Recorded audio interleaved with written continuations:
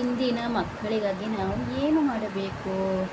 ಚಿಕ್ಕವರಿಗಾಗಿ ಸ್ವಲ್ಪ ಬುದ್ಧಿ ತಿಳಿಯುತ್ತದೆ ಎಂದಾಗ ಯಾವುದು ಒಳ್ಳೆಯದು ಯಾವುದು ಕೆಟ್ಟದ್ದು ಎಂಬುದನ್ನು ನಮಗೆ ಅವರಿಗೆ ಅರ್ಥವಾಗುವ ಹಾಗೆ ಹೇಳಲಾರಂಭಿಸುತ್ತೇವೆ. ಯಾವುದು ಆರೋಗ್ಯಕರ ಯಾವುದು ಅನಾರೋಗ್ಯ ಎಂಬುದನ್ನು ಮನದಟ್ಟು ಮಾಡಲೆತ್ನಿಸುತ್ತೇವೆ. ಇವುಗಳನ್ನು ತಿನ್ನಬಾರದು, ಇಂಥವುಗಳನ್ನು ತಿನ್ನಬೇಕೆಂದು ಷರತ್ತು ವಿಧಿಸುತ್ತೇವೆ.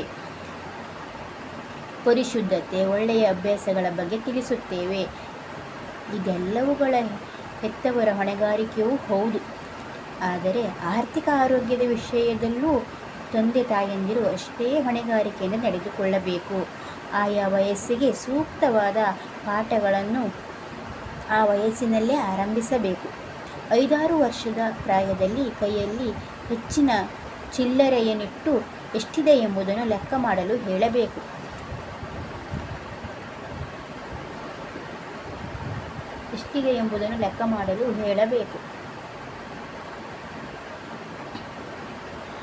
ಯಾವ ನೋಟಿನ ಮೌಲ್ಯ ಎಷ್ಟು ಎಂಬುದನ್ನು ಗುರುತಿಸುವುದನ್ನು ಕಲಿಸಬೇಕು.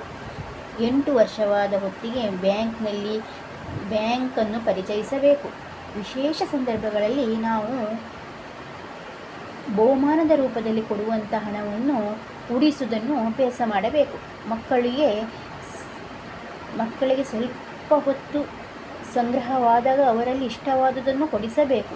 ಮಕ್ಕಳಲ್ಲಿ ಸ್ವಲ್ಪ ಮೊತ್ತ ಸಂಗ್ರಹವಾದಾಗ ಅವರಿಗೆ ಇಷ್ಟವಾದದನ್ನೆಲ್ಲ ಕೊಡಿಸಬೇಕು. ಆಗಲೇ ಉಳಿತಾಯದ ಆನಂದದ ಅರಿವಾಗುತ್ತದೆ ಮಕ್ಕಳಿಗೆ. ಉಳಿತಾಯ ಎಂದರೇನು, ಉಳಿತಾಯ ನಾವು ಏಕೆ ಮಾಡಬೇಕು ಎಂದು ಇದರಿಂದ ಅವರಿಗೆ ಅರ್ಥವಾಗುತ್ತದೆ. 12ನೇ ವಯಸ್ಸಿನ ನಂತರ ಮಕ್ಕಳ ಹೆಸರಿನಲ್ಲಿ ಬ್ಯಾಂಕ್ ಖಾತೆ ಆರಂಭಿಸಬೇಕು. ಇದರಿಂದ ಬ್ಯಾಂಕಿನಲ್ಲಿ ನಾವು ಹೇಗೆ ವ್ಯವಹಾರ ಮಾಡಬೇಕು ಅದರ ಕುರಿತು ಸ್ಪಷ್ಟ ಅರಿವು ಮಕ್ಕಳಲ್ಲಿ ಮೂಡುತ್ತದೆ. ತರುಣರಲ್ಲಿ ಆರ್ಥಿಕ ಅಗತ್ಯತೆಗಳು ಹೆಚ್ಚುತ್ತವೆ. ಕಂಪ್ಯೂಟರ್, ಮೊಬೈಲ್, ಎಲೆಕ್ಟ್ರಾನಿಕ್ ಪರಿಕರಗಳು ಹೀಗೆ ಕೋರಿಕೆಗಳ ಪಟ್ಟಿ ಉದ್ದವಾಗುತ್ತದೆ. ಆ ಹಂತದಲ್ಲಿ ಹೊಣೆಗಾರಿಕೆಯನ್ನು ಅವರಿಗೆ ಅಭ್ಯಾಸ ಮಾಡಬೇಕು.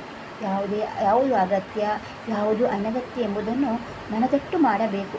ಮಕ್ಕಳು ಉನ್ನತ ವಿದ್ಯಾಭ್ಯಾಸಕ್ಕೆ ಬಂದಾಗ ಹೆತ್ತವರಿಗೆ ಕೆಲವು ಆರ್ಥಿಕ ತೊಂದರೆಗಳು ಅನಿವಾರ್ಯವಾಗುತ್ತದೆ. ಇಂತಹ ಪರಿಸ್ಥಿತಿಯಲ್ಲಿ ಶಿಕ್ಷಣದ ಸಾಲ ಅತ್ಯುತ್ತಮ ಮಾರ್ಗ. ಇದರಿಂದ ಈ ಸಾಲ ನನಗಾಗಿ, ನನ್ನ ಅಭಿವೃದ್ಧಿಗಾಗಿ ಹೆತ್ತವರು ಮಾಡಿದ್ದಾರೆ, ಅದನ್ನು ನಾವು ತೀರಿಸಬೇಕೆಂಬ ಛಲ ಮಕ್ಕಳಿಗೆ ಅರಿವಾಗುತ್ತದೆ. ಇಂದಿನ ಮಕ್ಕಳಿಗೆ ನಾವು ಎಲ್ಲವನ್ನೂ ತಿಳಿಸಿ ಹೇಳಬೇಕಾಗುತ್ತದೆ. ಹೊರಗಿನ ಜಗತ್ತನ್ನು, ಒಳಗಿನ ಜಗತ್ತನ್ನು, ಹೊರಗೆ ನಡೆಯುವ ವಿದ್ಯಮಾನಗಳನ್ನು ಎಲ್ಲವನ್ನು ನಾವು ಮಕ್ಕಳಿಗೆ ತಿಳಿಸಿ ಹೇಳುವುದರಿಂದ ಮಕ್ಕಳನ್ನು ನಾವು ಉತ್ತಮ ಪ್ರಜೆಗಳನ್ನಾಗಿ ಮಾಡಬಹುದು.